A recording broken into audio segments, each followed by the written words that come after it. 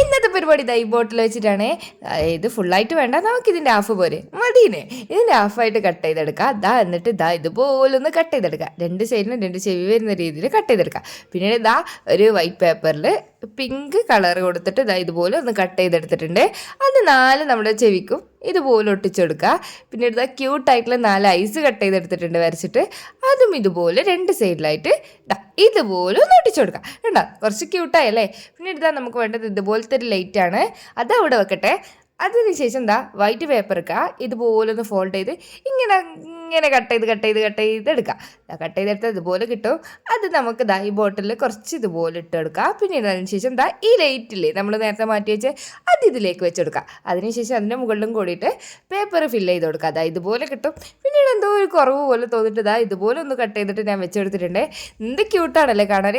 എല്ലാവരും ഒന്ന് ട്രൈ ചെയ്യാം കേട്ടോ. കമൻറ്റ് ചെയ്യുക എങ്ങനെയുണ്ട്.